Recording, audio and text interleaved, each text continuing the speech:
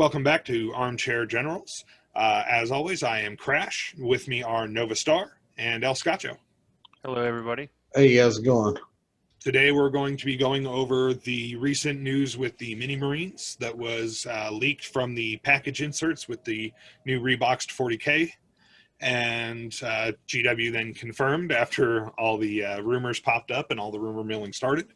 We're going to go over the article that Games Workshop posted, as well as some of the rules inserts we have found. And first up is the Heavy Bolter. Nova, do you want to go ahead and go over that? So the Heavy Bolter is finally becoming a weapon that's worth taking.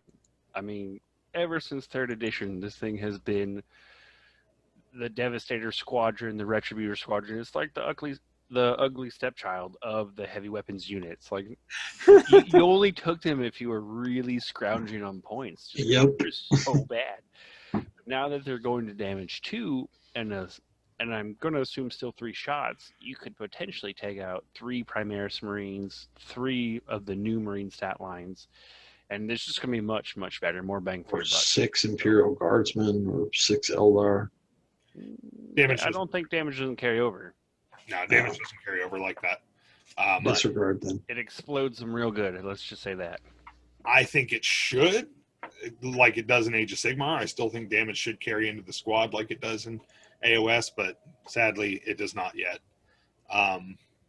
But I mean, just going to damage 2, I mean, that means it's plucking Primaris Marines, and as we'll go over in further detail later, Mini Marines now being wounds 2, it still will cut down a Mini Marine with a shot that goes all the way through.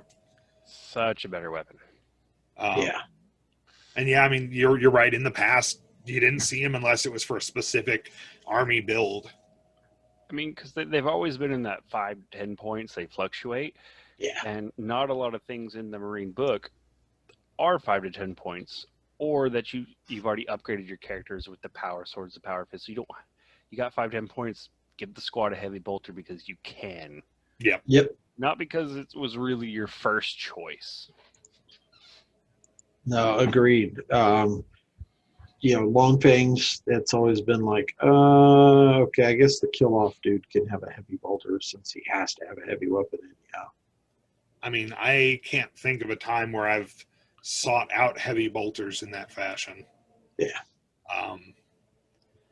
But, I mean, Strength 5, AP 1, Damage 2, 3 shots, 36 inches. Solid. And I think it'll be a really good mainstay weapon on vehicles, with them being able to move and fire without the negatives now and being able to fire into close combat. Oh, yeah. Heavy Bolter armed Lehman Russ with 1 in the hull and 2 in the sponsons. It's going to be nasty. It'll clear infantry off it real fast. So I definitely think that's part of the reason for the change. And it makes sense. It's an iconic weapon from the 40K universe.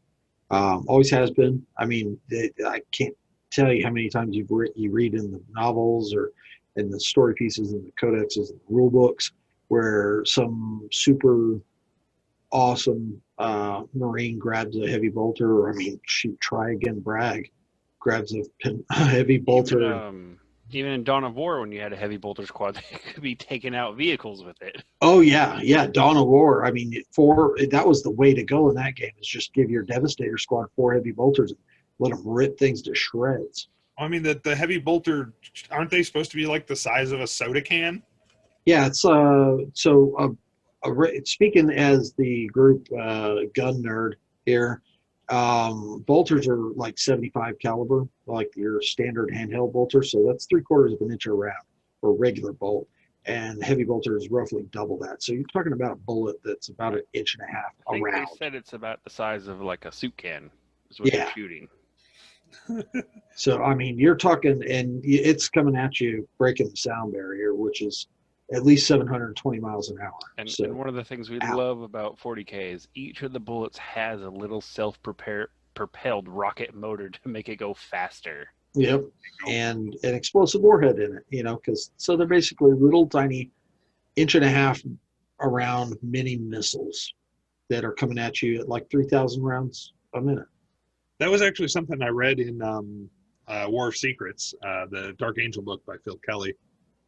In that, the Primaris Marines had a selector to be able to change whether or not their bolts were explosive or not. I What? had never heard of this before that. It's because Primaris are better. Yes, the Golden Children. Yeah. But I definitely like the quote the Games Workshop crew put up with the heavy bolter. What was that? I couldn't hear you over the sound of how awesome my gun is. Yeah. That's pretty funny. I know for one, I appreciate the leaning into the ridiculousness and the snarkiness that 40K has done in the recent past. I definitely have to say, whoever's in charge of their Twitter account needs a raise. That guy or girl. Or Facebook page and Twitter, whoever does their writing. Yeah. Anybody that's responsible for responding to comments does a good job. And then, so that's a fairly big change for a lot of armies because Guard uses it, Space Marines use it, Sisters of Battle use it, Chaos Marines, Gene Stealer cults. Can they? Yep. They do have access to heavy bolters. So they can take anything the Guard can, technically. So it's a big change. And I wouldn't be surprised to see changes like that coming to other mainstay heavy weapons for other armies. That gives me some excitement to see what the Shuriken Cannon will do on down the road for the Eldar. Shuriken catapults. Those, we'll see what they do. Maybe up the shots or give them some AP or something. Hopefully, they've always been a little lackluster. Yeah. Shuriken. I can't remember ever wanting to take Guardian Defenders for their Shuriken catapult. Yeah. Only time I ever see Shuriken catapults in an Eldar army is if they're in the Dire Avengers. I had really good luck with Guardian Defenders in 3rd edition. Storm Guardian. Okay, yeah, but Storm Guardians Storm Guardians were pretty nice back then. The Oathway Storm Guardian.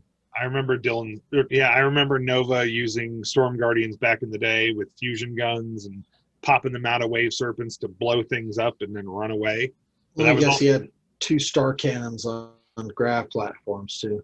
I did have star cannons on grav platforms, but I use my Guardian Defenders as a much more aggressive unit. Would actually run them up to people and get in range with every single Shuriken weapon and just fire.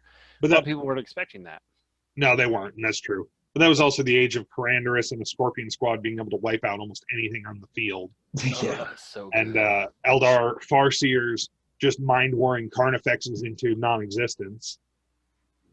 Yeah, that's why the rule with when the 4th edition Tyranid Codex allowed you to take Elite's Choice Carnifexes, right? Yes. Yeah. Because they brought back like the Screamer Killer. They kind of brought back the build your own Fex kit. And I remember that game where your Farseer killed like 4 Carnifexes and a Hive Tyrant with Mind War. Oh, that person was so sad. I almost felt bad. Because I knew if he got there, he was going to shred my units. So you got to kill him. But yeah, that's what Wolf Scouts are. How disgusting that Farseer was just dropping them with Mind War was so gross. Every turn. Yeah, Carnifex. Dead Carnifex. That reminds me of the last ATC I went, which is the American Team Championships in Tennessee. I actually took Eldrad Ultron, and he was charged by 30 Zangors, and I beat them and killed them. What? Because I would fight in the fight phase, and then I would psychic them in the psychic phase. No one would run, because I'm a single character, and he completely wrapped and trapped me, and you couldn't escape in 8th. And his guys, he would either just auto pass for a while because there's just so many, or he had something to where they're being fearless. Maybe he even popped the strat. But a couple times I would pop the reroll strat for his invulnerable save. But yeah, he didn't die, and he killed 30 Zangors all by himself. That's pretty nuts. Nice. Eldrad's always been It's one of my buddies who lives in Alabama, so every now and then I'll just send him a gif of Eldrad. So we are also getting updates to flame weapons. Yeah. Ooh, so spicy. What? So spicy. Yeah. Flamers and heavy flamers are moving to range 12. And that is going to be for all armies that use flamers and heavy flamers. Every army. And that's Eldar, that's Sisters of Battle, all the Imperial armies, Chaos. Even Tau have flamers. Have flamers. That's going to make Battlesuit flamers. even Yeah. nastier, especially with Tau already having the Overwatch still that Oh yeah. somebody else lost. Tau battle suits with flamers are going to be really tough to get off objectives. You And throw then on a- flamers on them, and they can overwatch everything with flamers. So, like a 3-man battle suit unit with with 2 flamers on each suit, or even 3 flamers on each suit, is going to be very hard to move. Yeah, it's a nice screen clearing unit too, because someone has like Oh yeah. No 30 Termagant Horde orcs or taking that something. out. I think flamers are also. Did they get the blast rule or no? They might not have. They didn't get the blast rule now. But still, that's just so many shots at much better range. Or Yeah. if you happen to play Deathwatch, they get something called an Infernus Heavy Bolter, which is a heavy bolter with a heavy flamer duct tape to it. And so it just got doubly better because both its profiles are getting increased. It's going to make Deathwatch a force to be aware of on the field. I mean, not just that, That but marine wounds and everything else. and that is wholly sanctified duct tape, sir. That is a You are mechanical correct. approved. It's been blessed by the Inquisition. And the mechanical. So, Its holy machine spirit has been awakened. That's Yes. right. Mm-hmm. Duct tape has the little Aquillas on it. Now, the next weapon is one that I know El Scotcho has always rather liked quite a bit. oh yes. Multimeltas. Oh yeah. I love me some Multimelters. The Multimeltas are losing the existing close range rule, and they are picking up a flat +2 damage when they're within half their weapon's maximum range. Now, I've got a little confession about Multimelters. I know that the story and the fluff behind them is they're actually sending like a vacuum, or not a vacuum, but some kind of like ray, Heat ray, yeah. heat ray. Ever since I was, starting out 13, like I always had this image of them actually just shooting lava out the tip, and so that's just what I always imagine is that it's like a lava gun. I mean, Actually, I think the old third edition Dark Angels Codex supplement, the one that Dark Angels are all charging down the stairs being led by an interrogator chaplain. Mhm. They have one Marine in there that's got a melta-gun aiming down the stairs, and it's got this blue hot beam starting to build at the tip of the melta-gun. That's kind of always what it's like a super hot jet of air cooking people alive. They've always described it a certain way. I've just always seen basically a mini Lava. volcano in someone's That's hand awesome. and a lava beam coming out. I'm okay with that. That's actually might be cooler. So and then what was the other change coming to the Multimeltas? They are going up to Heavy 2 from Heavy 1 after I'm okay with that. 15 plus years of a one shot. So sad if you missed weapon to 2 now. Pew pew. And that's pew. That'll make my my Stormwolf pretty nice now because the 2 side fronts and Multimeltas. Yeah. It makes Yeah, sense, twin right? link It's Multimelters, got 2 sir. barrels. They should each fire a beam of lava. Yeah, there you go. I mean, that was a big change that I loved going from 7th into 8th, knowing more twin linked and just, fires 2 shots. Yeah. So that's going to make that Stormwolf have 8 Multimelter shots because Nice. it's got 2 twin link Multimelters in sponsors. That's really gross. Yeah, that thing's going to be nasty. Plus, I've got mine built out with 2 las cannons too. So Right. that thing's Be just sure gonna be to take out El got- Scotcho's flying dumpsters. It's got 2 las cannons, 2 Multimeltas, and then it's got the Hellfrost cannon. And yes. I mean, that Oh, thing, you run them as the heavies?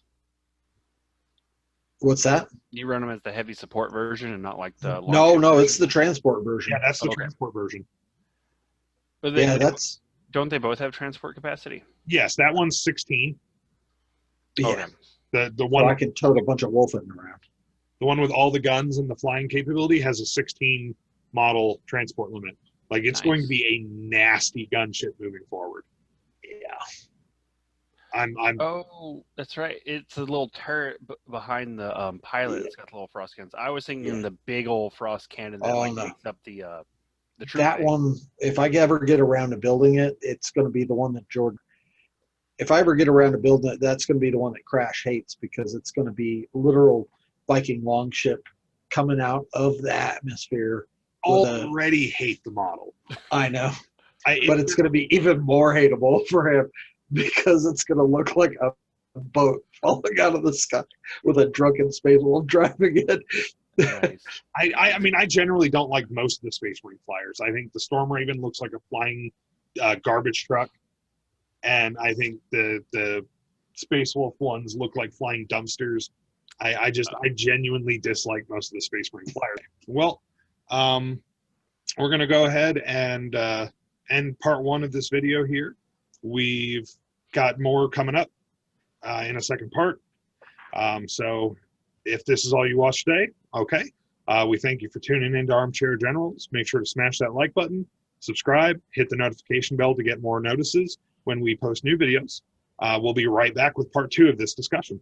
And remember, a moment of laxity spawns a lifetime of heresy.